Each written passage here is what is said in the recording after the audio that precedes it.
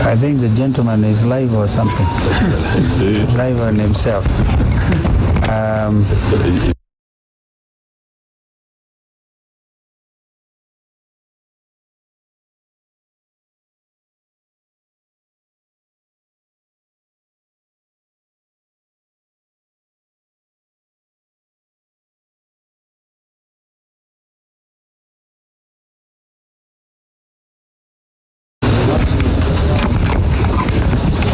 We have come this morning, quite a team, because on the advice of the doctor, we saw Dr. Gachagua last night and what he said. So although we may have wanted to come last night, but we realized that the second deputy president, Honorable Rigathi, needed a lot of time with the doctors. But this morning, we are privileged that Dr. Gachagua has allowed some of us to see him. I have been able to see him along with Dr. Mheshimiwa Eugene Wamalwa and Senator Nyutu on behalf of the senators who are here. And so we thank God that he looks stable. And of course it is upon the doctors to continue concluding the investigations that they were doing. So that is what we can say as of now. We all watched what happened in the Senate, and some of you may have seen the interview that I conducted on Citizen Television, where I predicted that things were going to move very, very fast. The whole thing predetermined. I once was Deputy Speaker of Parliament, and one of the worst mistakes you can make as a legislator is to anticipate debate. The whole National Assembly anticipated the outcome of the deliberations of the Senate. But we want to thank the senators, we want to thank the legal, as has been said, it is historic, and it's all because of Constitution 2010, which is why we are saying he is the second deputy president. Even as we speak, he is still deputy president. So I was the 10th vice president. Eugene Wamalwa, is the older brother, was what version? The eighth. So these things are important. It's part of our history. It's part of our heritage as a people. And we are in the process of consolidating our nationhood as a country within the community of nations. But what happened in the Senate last night was, as historic as it was, it had serious flaws. And clearly, I think Kenyans should expect a protracted legal arguments, because we didn't even discuss this with the Honorable Gachagua, but we are aware that his teams have already moved to court. It's expected. And as senior counsel, I can tell you that you cannot, the law of natural justice demands that no person, man or woman, shall be condemned unheard. And it was all there. Senior Counsel Paul Muite, leading a very strong team, were able to argue with regard to what the Constitution at Article 145, 5B says. Before the vote, before the Senate took the vote, they could only do so after affording an opportunity to Deputy President to defend himself. There are other arguments, of course, by Senior Counsel Jim Orengo and Tienda Molo on the other side, and Gumbe. Yeah, so we respect all of that. But truth be told, this whole thing smacks of injustice, gross injustice, political manipulation, and all of us know this is a political trial. And therefore, once again, we want to thank the senators who stood firm on both sides. We can't condemn even those who voted for the impeachment. We can't condemn. They did what was their responsibility, regardless of what may have happened in the back rooms or wherever. And then the country continues to learn a lot from this impeachment process. So once again, we wish Mheshimiwa Rigathi Gachagua very quick recovery, and we thank God that he has spared his life. He's the giver of life, and by his stripes, we believe that Gachagua will be healed. Kama kuna kitu mwenzangu angeongeza, anaweza kuongeza, and one senator maybe, the ones who are on the kwa Kiswahili ndio nikusema, basi nikusema kwamba tumemwona napata fursa ya kumwona Mheshimiwa Rigathi Gachagua,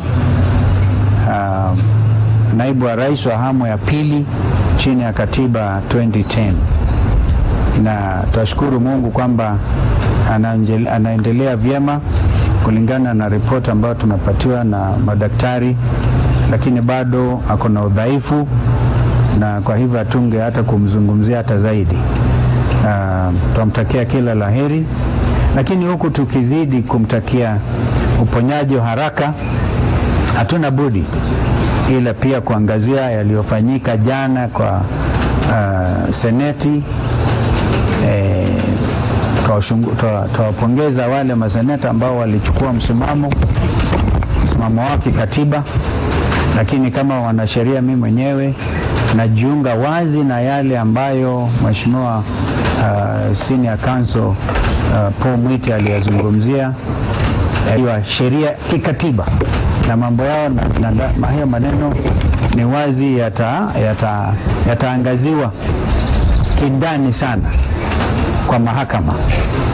And we continue to insist that the last line of defense for the future of this country remains our judiciary.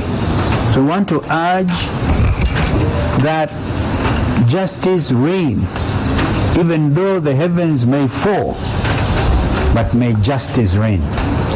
May justice reign in our courts. May there be men and women able to avoid a situation of state capture. As we have said, this country's economy is under state capture.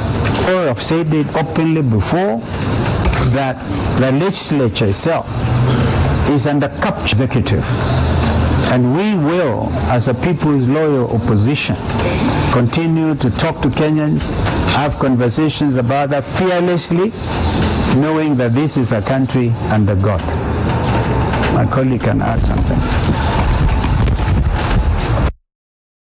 Myself with the comments of Senior Counsel Stephen Kalonzo Musyoka, particularly on the issue of violation of the basic rules of natural justice. And he has said one of those basic principles of natural justice is that no one should be condemned unheard.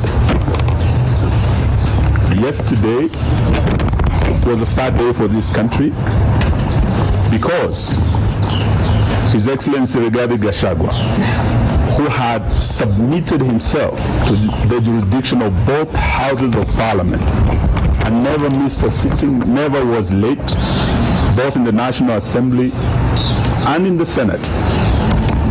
And even when he was given the opportunity to sit as his charges were being read to him, he chose to face his accusers on his feet rather than on his knees.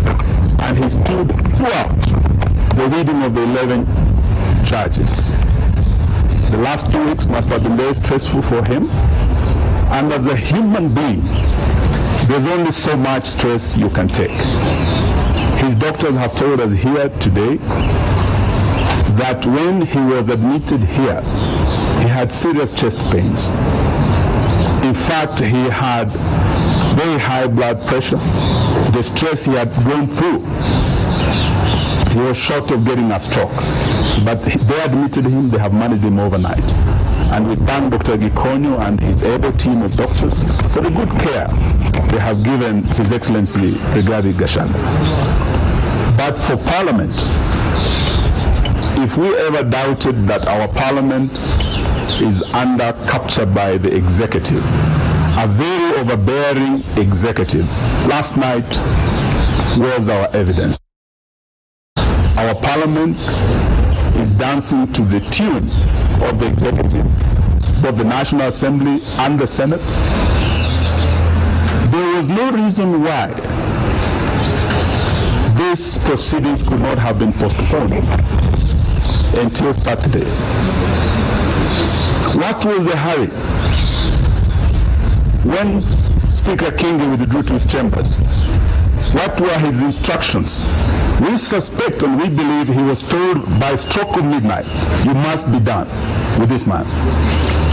And that is what happened. The law is clear, the rules are clear. If they had a special committee, they had 10 days. We do not have a limitation for the plenaries. Why was the Senate hired to crucify this man and bury him politically? All we can suspect is that Mutuse was just a hired assassin on a mission, and that was evident throughout cross-examination. And we must thank His Excellency the Deputy President lawyers. They brought out the truth that, and this is what Senator Wambua asked Mutuse, whose motion is this? You could tell he was not the owner of the motion. He was just a gun for hire, and through cross-examination that became very evident. But today, apart from the principle of a man not being condemned and hard, especially when he's on his back in a hospital bed, the second principle that was broken by the House, which is a fundamental principle of natural justice, is that you shall not be a judge in your own cause. The rule of bias is a very basic principle of natural justice.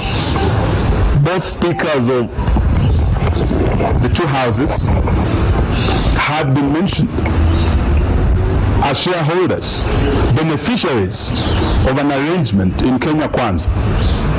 They are interested parties. And one of them had in fact, before the matter appearing before him, Speaker Wetangula, I think, was in Machakos County, when he showed his bias on a matter coming before him, he had already pronounced himself as to what should happen to Rigathi Gachagua, who was going to appear before him. Open bias was shown by the Speaker, Wetangula, Deputy Speaker, Sholei, Majority Leader, Kimani Ichung'wah, the Chief Whip, Osoro, and there couldn't have been a fair trial for Rigathi. So today we want to say this, that as a country we missed an opportunity to showcase that we have one of the best constitutions, not in Africa, in the world, the most progressive. Last night it was being tested. As a country under the rule of law, we should have respected and observed the two principles, fundamental principles of natural justice, and we let our country down. However, all is not over. As His Excellency has said, our last line of defense is the judiciary. We pray and we hope, as His Excellency's team appears before court, they will do justice. And this is what the Senate should have done. They were not politicians last night. They were jurors. They were judges. They should have been fair. They should have allowed time for Gachagua to defend himself. But this will be a basic ground upon which I believe the decision of the House can be invalidated and justice shall be done. This, we want to say thank you to our senators. Our leader in the Senate, Senator Wambua of Kitui, I think captured everything Azimio stands for. Our leader in the National Assembly,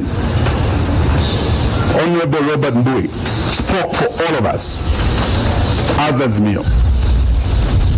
But their counterparts in ODM spoke a different language. So today, even as we go forward, we can no longer pretend that we are like-minded. On impeachment, we did say this was not a priority for Kenya. Kenyans have more serious issues. Kenyans cannot take their kids to school because of the failed new funding model in our universities. Patients are dying because when you go to hospitals now, dialysis, you're being turned away. When you have no money, you're a poor person, you are condemned to death by William Ruto and his failed policy, Adani Shah. These are issues that even as we speak, as Azimio, we have differed, not just on this impeachment, not just on joining the broad-based government. We have also differed on Adani, and yesterday we were in court led by senior counsel. Kenyans will on 22nd of October see who is really fighting for them, because we'll be back in court to continue the fight against corruption. In open court. In open court, we will be there on 22nd. We welcome all Kenyans to come, but the matter as it rests today rests with the judiciary. It's the last line of defense. It's our only arm of government that has not been captured, and we pray to God, because between this nation and disaster is the judiciary.